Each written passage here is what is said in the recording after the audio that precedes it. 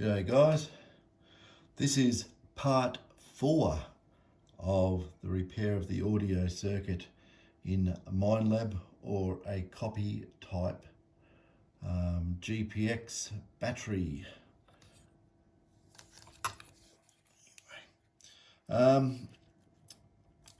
Last time I did this I was rambling off the part numbers, just guessing them from long time ago. And since I've done the video, I've had some people bring in some of these they want fixed. And I make this sit sort of straight towards the camera. There we go. Okay, and some other people online wanted to know the actual part numbers of many of the devices. So I have gone back through my notes and looked up what was what. I think I actually said these two components here. These are the ones that usually blow up. These little things here. And I think I said they were op amps. They're not op amps. What they are analog switches, and they do switch the audio level for headphone or speaker. It's got a sensing circuit up here. This one here, I can see that. Remember I said that these are the ones that blow up? Well, I've actually had two that have come in, and this one here has blown up.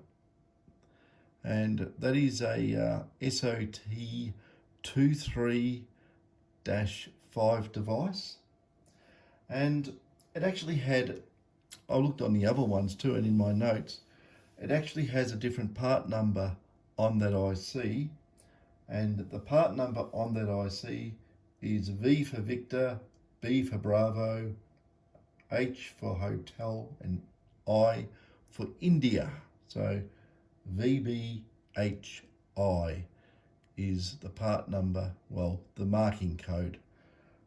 But that actually is a T for Tom, L for Larry, V for Victor, 2711. It's actually the same code as, well, it's the same part number as this part here,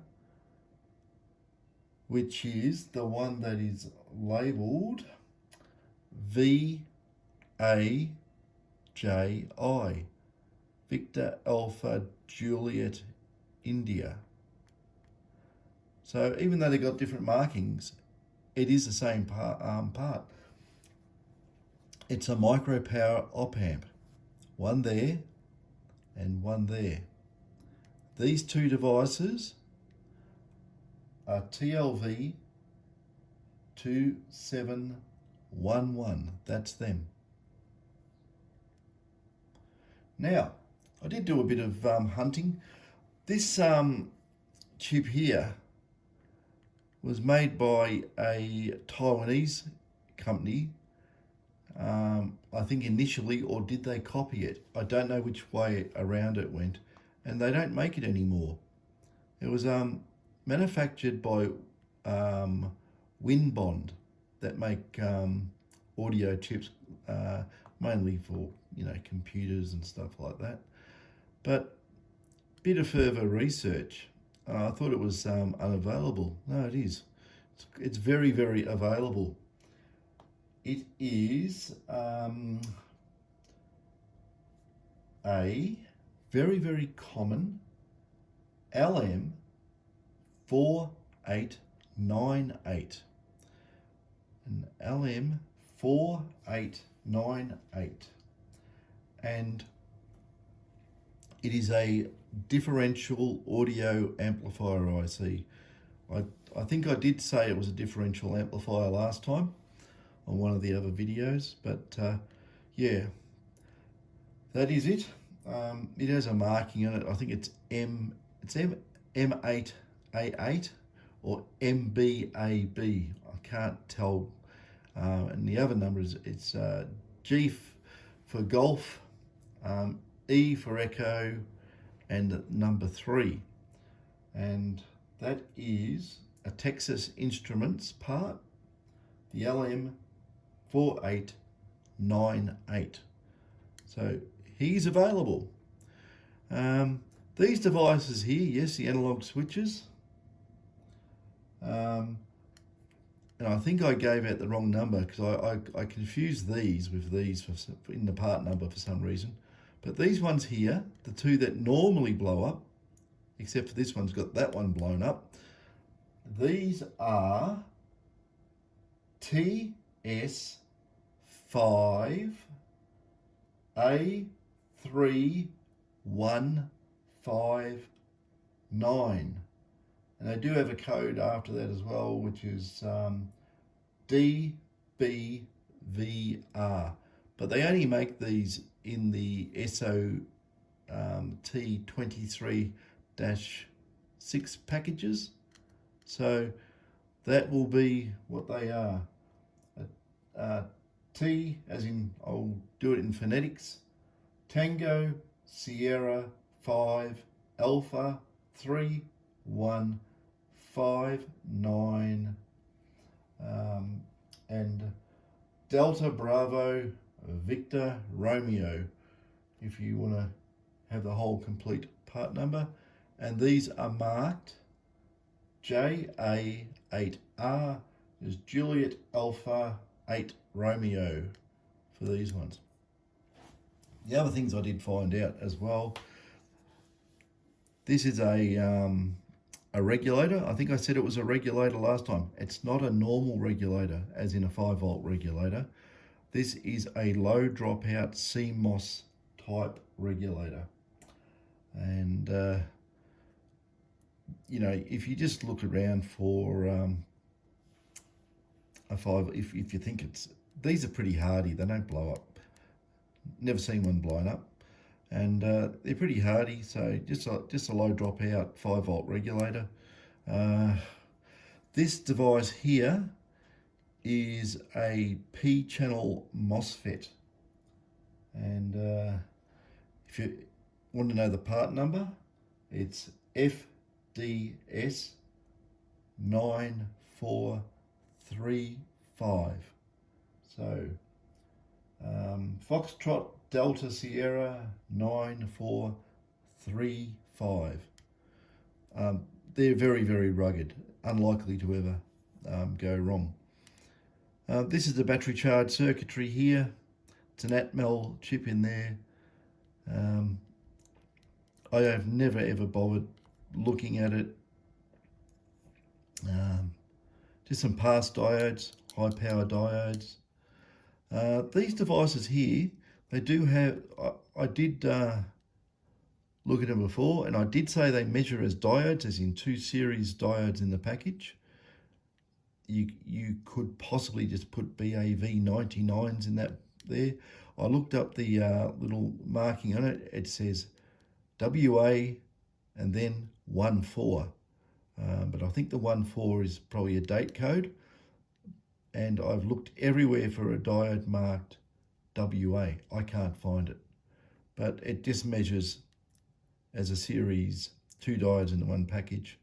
You know, basically anode, cathode, and then anode to cathode. So it's just 2 series diodes each side.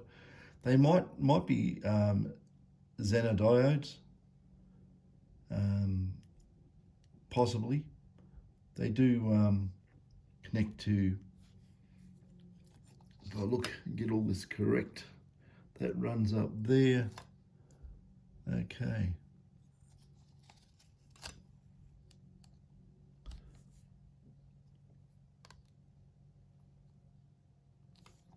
It definitely is the audio input, and those diodes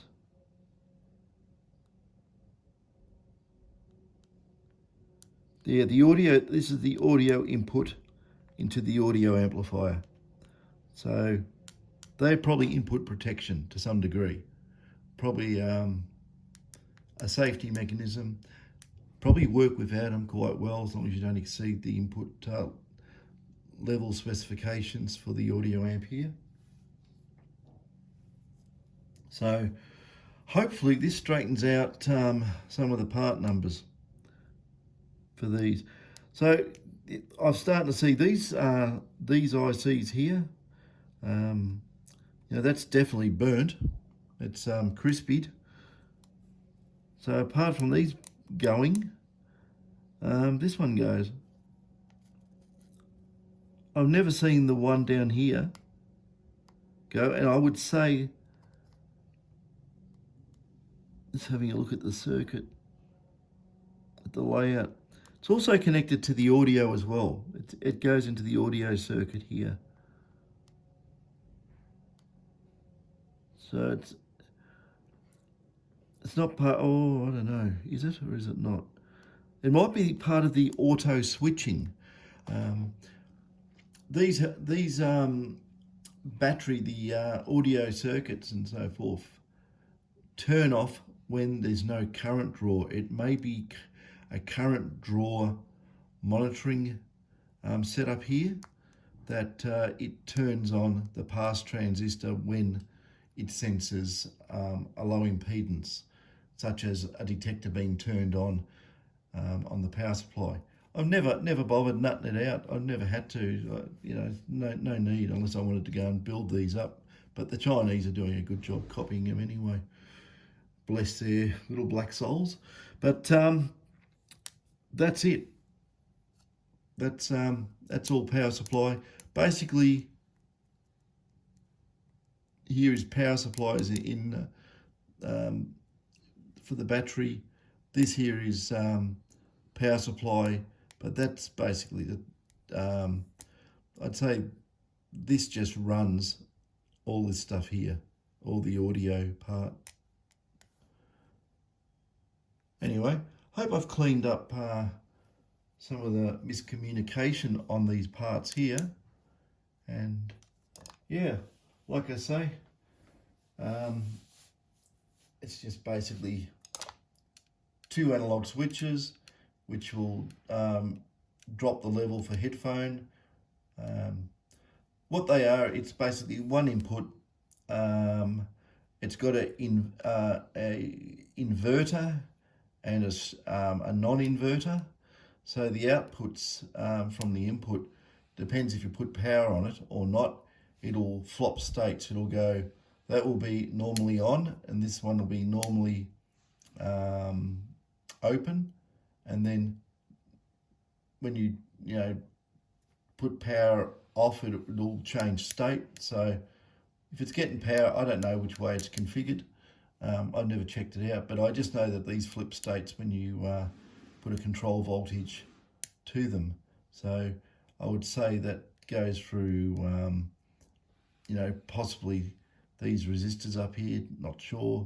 They are capacitors there. But whatever it does, it drops the audio output level to the headphones, so you don't blow your ears out. It must sense the wiring in this connector. Most speakers are basically two wire, as in you got your main body of the plug and just the tip connection, but the headphones have your what would you call it? You want to call it your ground, I suppose. And then you've got left and right. And a lot of these headphones, the left and right, are just connected in series inside the headphones for most of these metal detectors. You can have stereo as well, but I've looked at a lot of them. It just depends on who made it and how they configured it. But I think if it's got the two channel type connectors, it will go into headphone mode, and a single tip connector will put it into speaker mode. So you've got to be careful if you wire up your headphones and put it on a standard mono type connector. You could have very high audio levels come through your headphones and damage your hearing. So I wouldn't do that. Best to use it the way it's designed. Just a double connector. What have I got here? See, actually, I'll show you this. This is a headphone type connector. You got the left and right channel and your common, but yeah, I've got it on a speaker. So I've only connected this part here and the tip. I don't think that's connected. I've done this, God, years ago, so I can't remember. But that works on these. That will drive a speaker, no problem. And yeah, on the other end of it, my battery setup here. Yeah. Oops, there goes everything. Falls off. Yeah. On our boosters we make, that's our little booster. I haven't ever pushed these very hard, advertising what they are. This one's got an LED on it, so I don't leave it on. But I've left the battery on this for 2 weeks. It never flattened the batteries. Yeah, it's got batteries in here. I just put a bit of Velcro. I stick this to the side of the detector.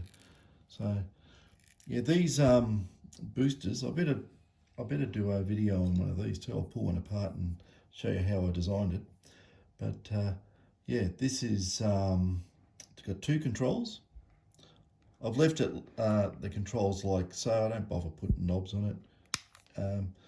Then you can't accidentally turn it off, or should I say turn it on, leave it on. Once it's off, you know, it's not going to accidentally get turned back on. And the other thing with these boosters that I designed up, and I get Dave to make them. Dave's my son, and he puts these together. These have, this control here is expansion, audio expansion and compression. So what that allows you to do, if you're in a really, really noisy type of horrible environment, you can start winding up the audio compression to cut out or stop a lot of that annoying, fast, jittery type sound. And the normal signals will come through. Even though they're compressed, you'll still hear them very easily, but you hear them better over all the noise. And when you're on very quiet ground, you can turn this control here, the fat one, you turn it that way, and that opens up, expands the audio as such, gives it more dynamics, more headroom, and you'll be able to hear the most minuscule sound difference. It's the way, like, it's very hard to explain. It gives it more like ambience to what you're listening to. There's more content there, and the slightest thing you really pick up on it. So these are built for handling very, very noisy ground and very, very quiet ground, depending on the situation. Here's your on and off, and that's just your volume control. And inside it uses a couple of El Cheapo AA batteries, and like I say, I left it on for about 2 weeks and never flattened the batteries. I think these batteries have been in this for over a month, and I use it every day when I do my testing.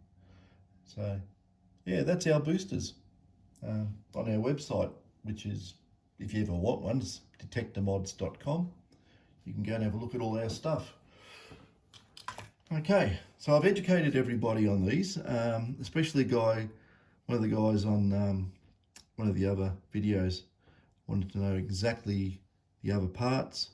So it's pretty basic, really, how it works. So you've got analog switches, you know, to literally let high level through or switch into possibly series resistors, dropping the level. Protection diodes, which, you know, more or less they are shotkeys. They're not. You could put BAV99 silicon diodes there if they ever blow up. It's only to clip the level. So if you put BAV99 in there, it'll clip the level to 0.6 of a volt. This thing here, I don't know input specs on it, but you know, 0.6 of a volt should not hurt it. So you could change those shotkeys. Those shotkeys are there measuring about 0.3 something or others, 0.4. just to probably you know, clip it or stop anything going in into this past that voltage point. Not critical in my humble opinion. Your 5-volt regulator, which gets turned on by this, you know, that's just a pass transistor. It's a P-channel FET. Atmel controller, yeah, just an ancillary components around to do the rest of the job of charging batteries and so forth. Yeah, but they're well designed. Anyway, another one for me to fix up, and we'll test it out later on. Okay, that's enough waffle. Catches.